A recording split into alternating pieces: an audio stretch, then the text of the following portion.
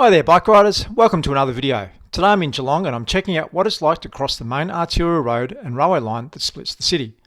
Geelong is about 1 hour by car or train from Melbourne, which is Australia's second largest city. There is a 3-lane road that runs north-south through Geelong, right past the central business district. The railway line follows the road for much of the length on the northern side of town. The combined 3-lane road and railway line kind of split the town, making connections somewhat difficult. Today we're going to investigate what it's like to cross Melbourne Road and the railway line by bike. We're going to ride all the crossings of Melbourne Road and the railway line. I'll provide some commentary, but you can make up your mind on each crossing. Let's start in the CBD and follow Little Mallet Street. This is a nice separated bike path, which is at the start of the Western Bike Link. It's super easy to cross the railway line as there is a bridge on a shared path, and then back to the bike path before completing the block to Latrobe Terrace. It's great until that point. But this is where the greatness ends. It takes a long time for these pedestrian lights to change, and many people give up waiting and just cross. It's no wonder why pedestrians and bike riders cross against these lights, when in this example it took 2 minutes and 10 seconds and left me stranded in the middle close to 1 minute. It can be longer than this depending on when you hit it during the cycle. This crossing is pretty good apart from the sequence of the traffic lights. Next crossing is Gordon Avenue. Gordon Avenue passes the Geelong train station and the large bus interchange at the station. It's riding with traffic to get to the station from the CBD. At least it's only 40 kilometres an hour, but I'm not sure how many drivers stick to that. We'll drop down under the railway line. There isn't any dedicated space for bikes, but there is an area for pedestrians. There isn't a sign saying that this is shared path, so it's pedestrians only it seems. I'm sticking to the left here, but I don't think I would like a driver to try and squeeze their car between me and the supports of this railway. I don't think they can provide a mandatory 1 metre when passing. Let's head back the other way. It's a bus lane and has a 40 km/h sign. In Victoria you're allowed to ride in the bus lane unless it is signed otherwise. It's probably not too bad at the moment, as there is no traffic at 7:30 am, but this is often jammed full of cars, and in my experience in Geelong is that buses don't give you enough space. I don't think a child or a new rider would be comfortable going along this route. Let's now move on to Brougham Street. This is a 1 lane each way. It is probably okay if you're comfortable taking the lane, but most new riders are conditioned to stay to the left, and it is likely a car driver would try and force the way past. There is a path on the left, but again it's walking only.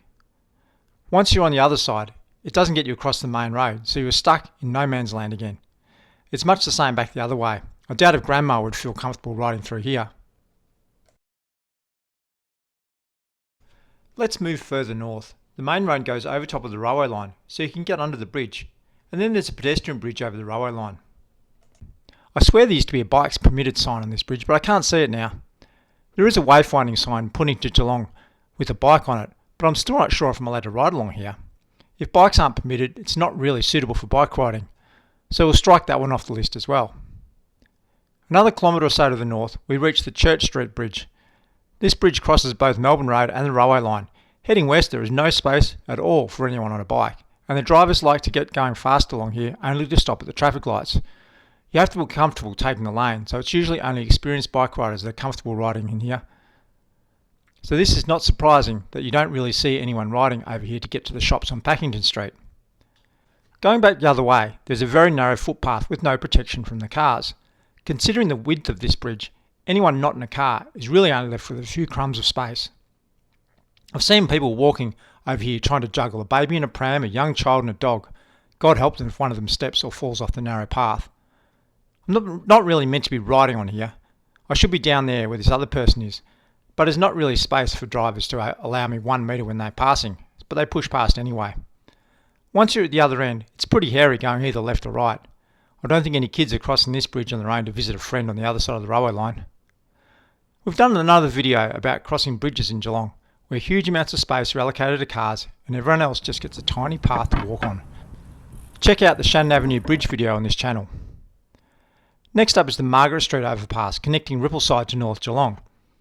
There is a warning sign to make drivers aware of bike riders, but I'm not sure if anyone really takes any notice of those. It's 50 kilometres an hour along here, well at least it's not 60. It's 2 lanes, but I'm not really sure why it needs to be 2 lanes as it merges back to one on the bridge. It would be a perfect spot for a bike lane as the left lane is not really needed for traffic. Crossing the bridge feels a bit daunting. The barrier is not very high and it's a long way down to Melbourne Road. I'm not a traffic engineer, but I don't think these barriers would comply to the current regulations. The bridge was built in 1971 to remove a level crossing and extend the railway. I don't think any thought has gone into it since. This is not too bad, I guess, as long as the traffic is going slow. I've ridden this with my 13-year-old daughter, but I don't think I would like her riding it on her own. Back the other way, the surface is too rough on the left from a concrete spill, so you really have to move out from the edge. At least this forces cars to go around you. The next spot is pretty much the same location at the North Geelong train station. We have to use the lights to cross 3 lanes of traffic in each direction, plus a service road on each side. It is a long way across and you have to walk pretty fast to do it in one light sequence. Once we're over the road, you have to go through the underpass under the railway line. It's no bikes, so again it's not suitable for a bicycle route. It's pretty steep and the corners are quite tight for getting a bike around. There is some bicycle parking at the station over on this other side, so that's a positive. There are crossings on both sides of Victoria Street to get across Melbourne Road, so at least you don't have to cross 3 roads to get across one. There is an example of this on my other video at the Moorabool Street, Burrable Road, Barwon Heads Road intersection. In that one it took me over 4 minutes to get across a road to connect the 2 bike paths. Check out that one on this YouTube channel. It's still not pleasant, and even at this slow riding speed, I was unable to get across all the roads before the green person disappeared and the red person started flashing.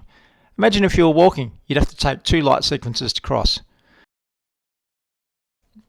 Let's move on to our final option, crossing over the main highway bridge on Melbourne Road itself. Firstly, once you pass the bus stop, the road narrows quite a lot. Then you have to cross this slip lane with cars doing 70 km per hour. That counts kids using this on their own out before we even get started. As we approach the bridge, it narrows down again. Riding on the road isn't an option here either, as cars and trucks come around this corner at 70 km per hour. Once you're on the bridge proper, the path is very narrow and poorly maintained. The traffic is flying and some of these cars are closer than the required passing distance of 1.5 metres for roads above 60 km per hour, and I'm on the footpath. Any wonder I've never seen anyone walking or riding over this bridge. Let's go back to the other side. It's a long way around under this bridge, but it looks like the walkway is being improved. Seems there are some new barriers to keep walkers and riders safe from traffic. Hang on, they seem to be on the wrong side of the path. Seems that these fences are here to ensure that any cars leaving the road improve their chances of hitting a walker or a rider. It keeps the walkers and bike riders in the path of the car if it leaves the road, as the car travels along the footpath beside the fence, right where people are walking. Doesn't seem like a good design to keep anyone other than drivers safe. Maybe the barrier should have been between the walkway and the road.